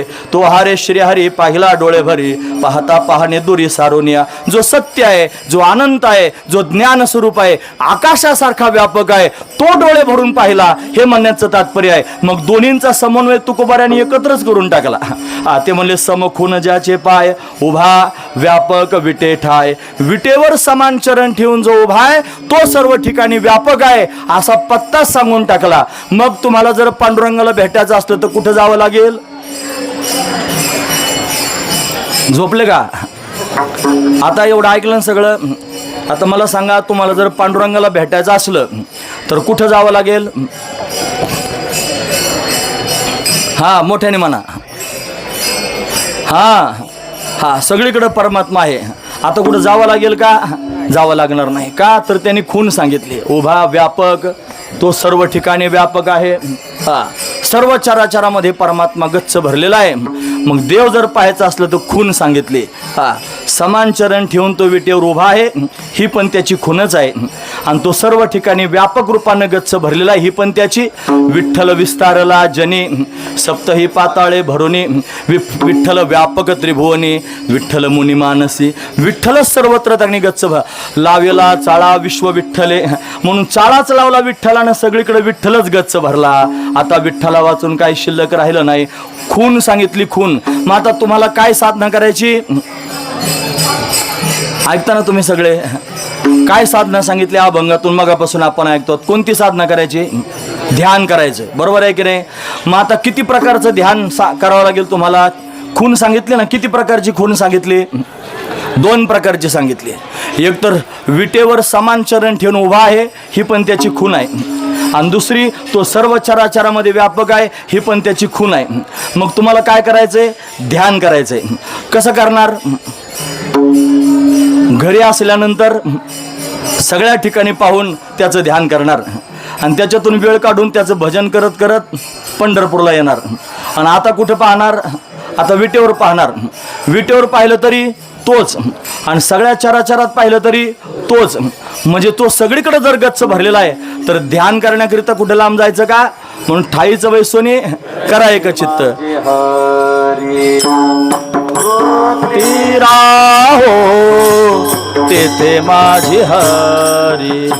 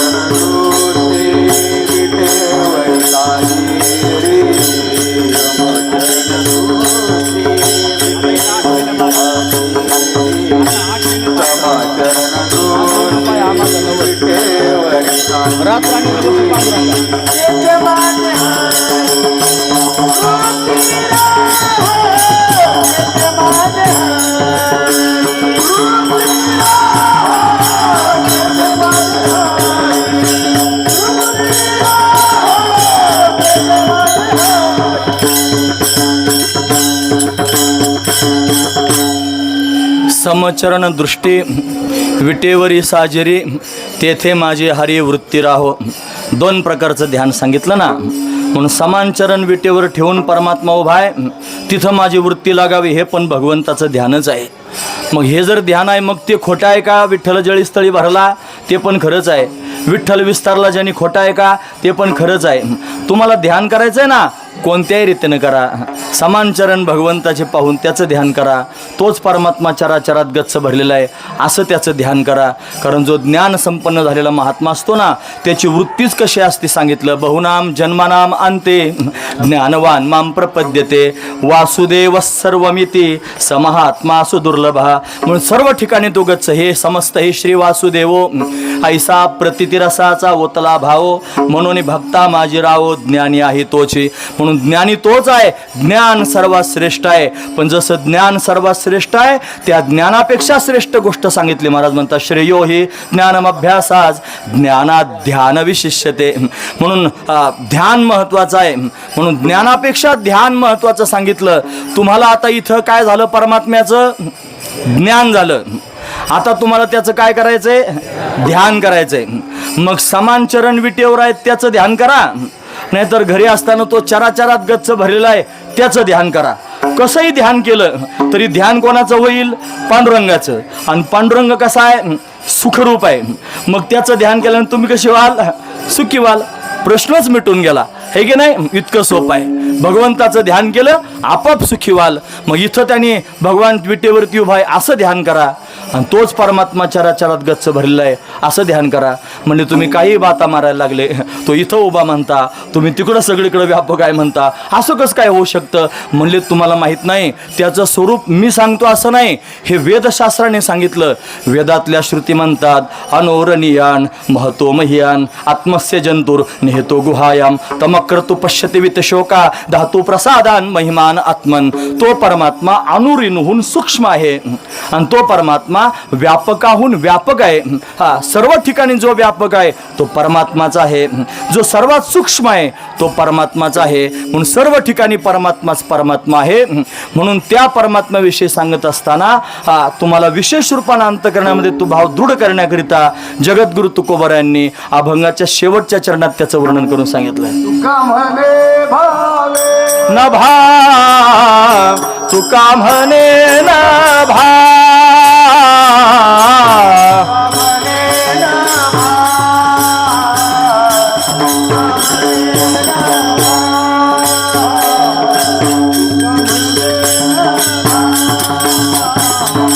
तुका म्हणे न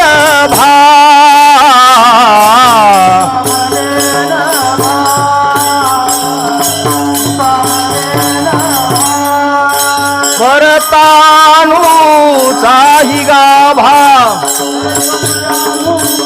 चाही गाभा मनवून अवघे सारा मनवून अवघे सारा चाही गाभा परतानु चाही मनवून अवघे सारा मनवून अवघे सारा पांडुरंग दृढ धरा. म्हणा म्हणा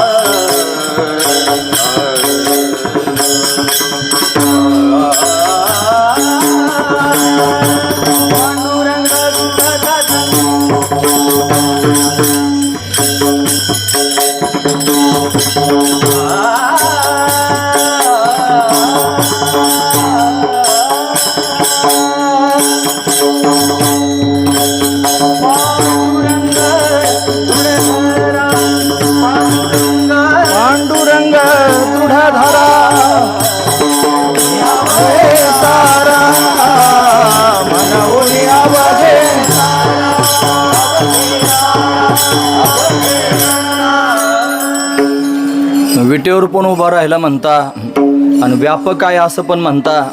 कसं काय तुमचं बोलणं आम्हाला काय जुळत नाही, थोडं जुळून सांगा. मग म्हणले तुम्हाला तो माहीत नाही कसा आहे म्हणून तुम्ही असा प्रश्न उद्भवता. तो कसा आहे? तो आकाशापेक्षाही व्यापक आहे, नभाच्या परता. आकाश व्यापक आहे इथपर्यंत ठीक आहे, पण आकाश हे सापेक्ष व्यापक आहे आणि परमात्मा व्यापक आहे, तो निरपेक्ष व्यापक आहे. आकाश हे अपेक्षेने, कोणाच्या अपेक्षेने आकाश व्यापक आहे? पृथ्वी व्यापक आहे, पृथ्वीपेक्षा जल व्यापक आहे, जलापेक्षा अग्नी व्यापक आहे, अग्नीपेक्षा वायू व्यापक आहे आणि वायूपेक्षा आकाश व्यापक आहे. आकाश व्यापक आहे पण वायूपेक्षा व्यापक आहे, आकाशापेक्षा पण व्यापक आहे.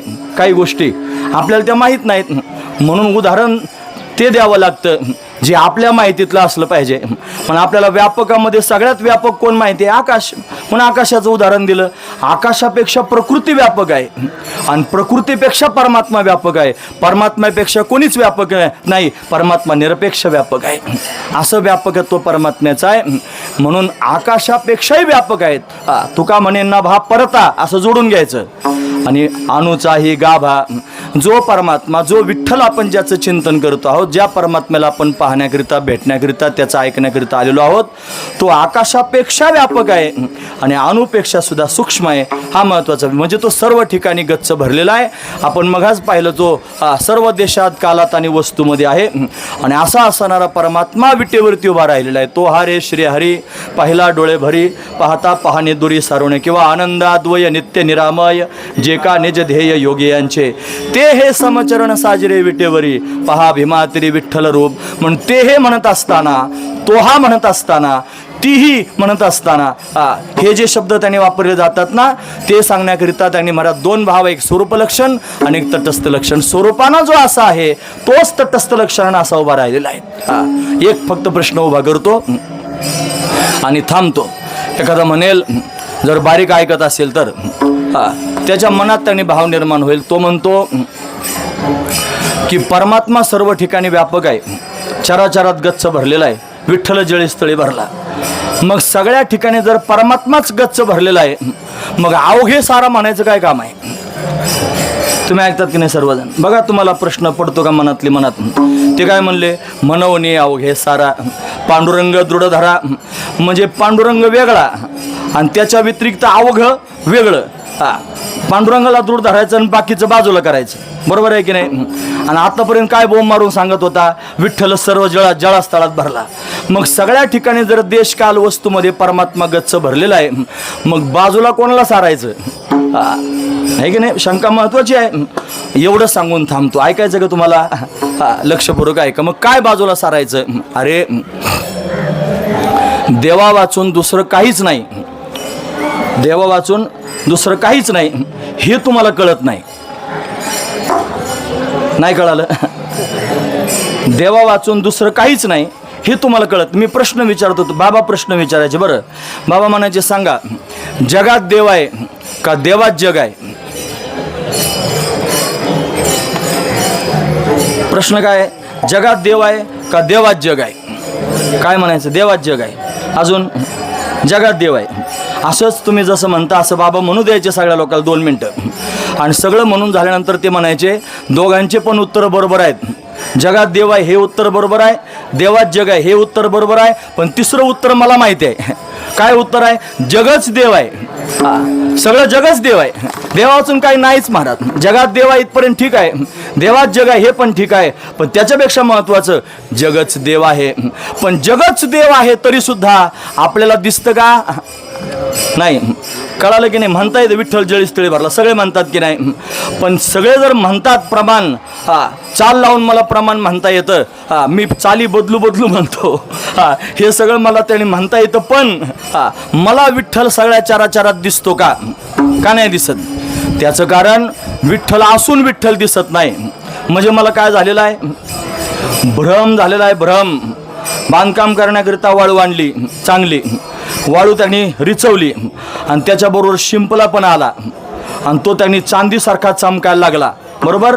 लांबून त्याची चमक पाहिली ना असं वाटलं चांदीचाच तुकडा वाळू तो हात आला. लगेच धावत त्याला घेण्याकरिता गेला. काय म्हणून गेला? चांदी म्हणून गेला. तिथं काय होतं? शिंपला होता. मग शिंपला होता का चांदी होती? शिंपला होता. जवळ गेल्यावर काय दिसलं? शिंपला दिसला. याला काय वाटलं होतं? चांदी वाटली होती. मग हा तिथपर्यंत गेला. हा शिंपल्याच्या मोहाने गेला का? नाही. मग तो चांदीच्या मोहाने गेला. म्हणजे शिंपल्यावर त्याला कशाचा भ्रम झाला? शुक्तीवर रजताचा भ्रम झाला. हा भ्रम आहे आणि या भ्रमामुळे लोकांना त्यांनी फार त्रास होतो. हे जगत नावाचा पदार्थ झालाच नाही. न झाला प्रपंच आहे सर्वं खलुदं ब्रह्म नेहना नस्ति किंचन ईश्वरो जीवकलया प्रविष्टो भगवान इति. म्हणून जगत नावाचा हा पदार्थ झालाच नाही, जग नावाची गोष्ट झालीच नाही. हे अजातवादातली भूमिका आहे. अजातवाद किती लोकांना कळतो? असा अजातवाद ऐका म्हणल्यावर लोकांना वाटेल हे आजातला वाद सांगा, याचा आजा आणि त्याचा आजा, दोघांच्या आजात वाद झाला होता आणि तेवढा वाद ऐकायचा आता, असं लोकांना वाटू शकतं. अजातवाद म्हणजे ज्याच्यात कैवल्य सांगितलं, ज्याच्यामध्ये जगत नावाचा पदार्थ झालाच नाही असं सांगितलेलं आहे, ती दृष्टी आहे. परमात्म्याला पाहायला निघाल्यानंतर ज्या दिवशी परमात्मा पाहाल त्या दिवशी जगत नावाचा पदार्थ दिसणारच नाही. का दिसतो? त्याचं कारण आहे भ्रम. म्हणून अवघे सारा म्हणण्याचं तात्पर्य ते अवघ्याचं मूळ जर शोधायचं ठरलं तर त्याचं मूळ आहे भ्रम. म्हणून तुमच्या अंतकरणात या जगत सत्यत्वाविषयीचा झालेला जो भ्रम आहे तो भ्रम घालवा आणि त्याच्या आतमध्ये दडलेला जो परमात्मा आहे त्याला दृढ धरा आणि त्याचं ध्यान करा. हा महत्त्वाचा विचार आहे. या उपाधी माझी गुप्त चैतन्य असे सर्वगत ते तत्वज्ञ संत स्वीकारिती. म्हणून जगताचा झालेला भ्रम आहे तो संपूर्ण बाजूला करा म्हणून अवघे सारा. आणि त्याच्या आतमध्ये असणारं जे चैतन्य स्वरूप पांडुरंग आहे, पांडुरंग दृढ धरा. असं जर केलं तर मग मात्र तुम्ही सुखरूप झाल्याशिवाय राहणार नाही. हा महत्त्वाचा विचार आहे. म्हणून तर पंढरीला जा म्हणतात, सुखा लागी करीशी तळमळ. मग तू पंढरीशी जा एक वेळ, मग तू अवघाची सुखरूप होसी, जन्मोजन्मीचे दुःख विसरसी. सगळ्या दुःखांचा क्षय तंगणे होण्याकरिता तुम्हाला तंगणे महाराज या पंढरीत यावं लागेल. या पंढरीत आल्यावर काय होतं? खळा पाझर रोकडे तो कसाही जरी असला तर हे ज्ञान त्याच्या पोटात उतरतं, त्याला परमात्मा स्वरूपाचा बोध प्राप्त होतो आणि मग जग दिसायचं बंद होतं आणि परमात्माच दिसू लागतो. मग त्याच्या तोंडातून शब्द बाहेर पडतात, हे आजी सोनियाचा दिनू वरुषे अमृताचा घनू आजी सोनियाचा दिनू. पाहिला रे हरी पाहिला रे. उतरले पारते आजी सोनियाचा दिनू वरुषे अमृताचा. त्याच्यासारखं मी उतरत बोलतोय त्याला सारखं करून. खरंच सबाई अभ्यंतरी अवघा व्यापक मोरारी. सगळीकडे परमात्मा पाहायला भेटला. मग ऐका, अजून एक मुद्दा सांगून थांबतो आता. असं आहे, तो जर सगळ्या ठिकाणी व्यापक आहे, मग जर आतमध्ये पाहिलं तरी तोच आहे. मी जो म्हणत होता त्याच्या मुळाशी पण तोच आहे. एरवी सर्वांच्या हृदय देशी मी अमुका आहे ऐसी, जे बुद्धिस्फुरी अहर्निशी ते वस्तुगामी. तो पण देवच आहे. म्हणजे मी सुद्धा कोण आहे? देवच आहे. हे सगळं बाहेरचं सुद्धा काय आहे? देवच आहे. देवा वाचून जर काहीच नाही मग तुम्ही त्याचं सुख कसं भोगणार? जर सुखरूपच तुम्ही झालात, देवात बुडून गेले, आता सुख कसं भोगणार? हा महत्त्वाचा विचार आहे. त्याला एकच साधन आहे, त्याचं नाव आहे भक्ती. मग म्हणले जर सगळं जरी एकच आहे, जर दोनपणा कुठं शिल्लकच नाही, भक्ती कसं करणार? करता येईल ना म्हणले भक्ती. ज्ञानोबरांनी अमृतानुभवात सांगितलं. ते म्हणले देव देऊळ परिवारू की जे कोरोनी डोंगरू, तैसा भक्तीचा व्यवहारू कान व्हावा. एकच डोंगर आहे, त्याच्यात सगळा खडकच खडक आहे आणि त्याच्यात त्या शिल्पकारानं आणि अशा पद्धतीनं कोरीव काम केलं. त्याच दगडामध्ये महादेव तयार केला, त्याच दगडामध्ये आधी पायऱ्या तयार केल्या त्याच दगडाच्या, नंतर खांब तयार केले त्याच दगडाचे, नंतर नंदी तयार केला त्याच दगडाचा, नंतर महादेव तयार केला त्याच दगडाचा. संपूर्ण परिवार एकाच दगडात झाला. ज्याच्यावर पाय देतो तो दगडच आहे आणि तोच दगड आहे. आणि ज्याच्यावर डोकं ठेवायचं महादेवाच्या समोर जाऊन तो सुद्धा दगडच आहे आणि तोच दगड आहे. एकाच दगडात जर पायरी होते आणि एकाच दगडात जर त्यांनी महादेव होऊ शकतो, तसं एक सच्चिदानंद घन असणारं परमतत्व आहे, त्याच्यात मी भक्तन तो देव का होऊ शकत नाही? आणि म्हणून त्या व्यापक असणाऱ्या परमात्मा तत्वाचं सुख जर भोगायचं असेल तर मग काय केलं पाहिजे?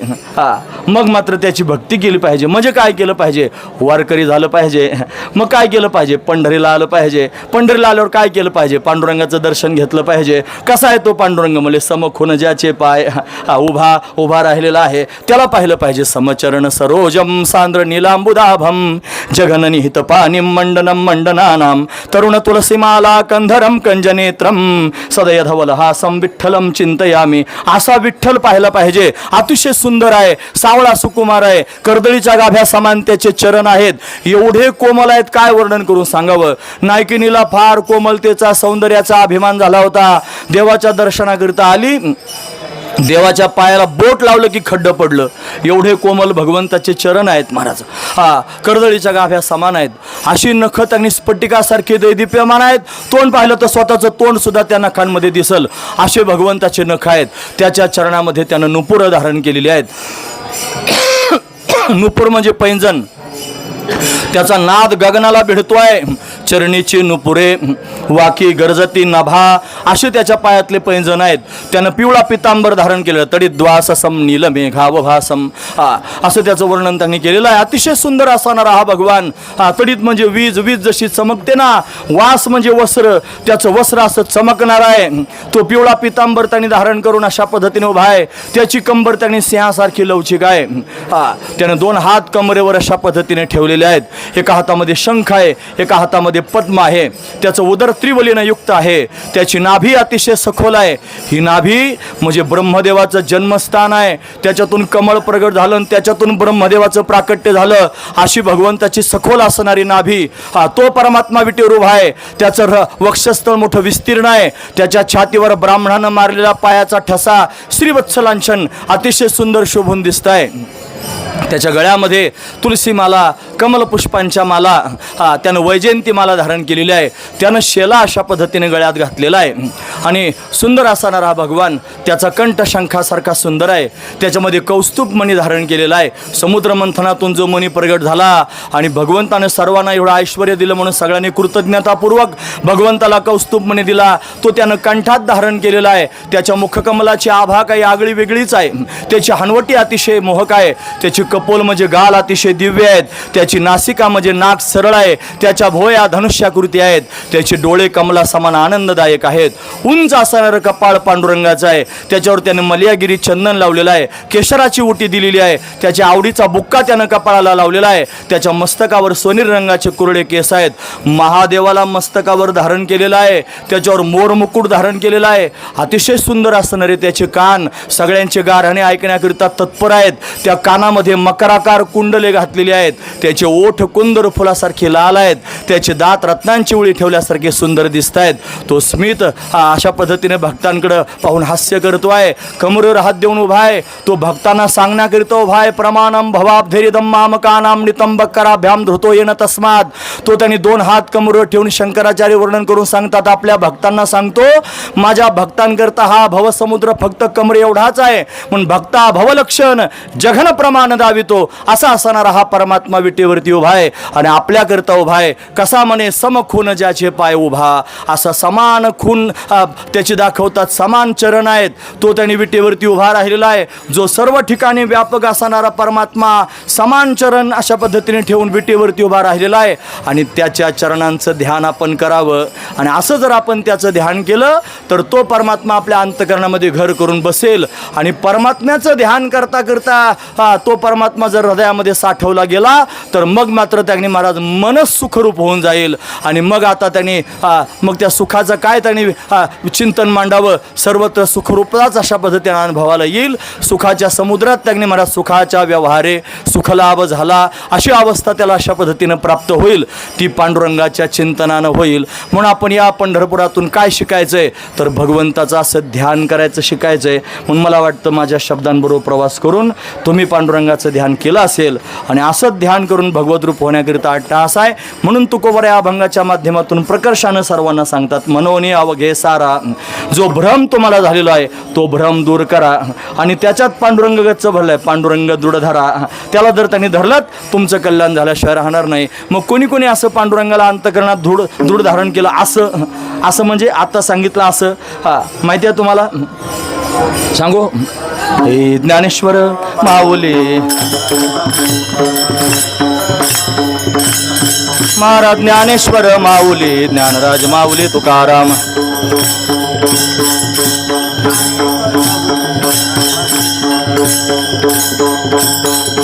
शुक सनकादिक नारद तुंबर ज्ञान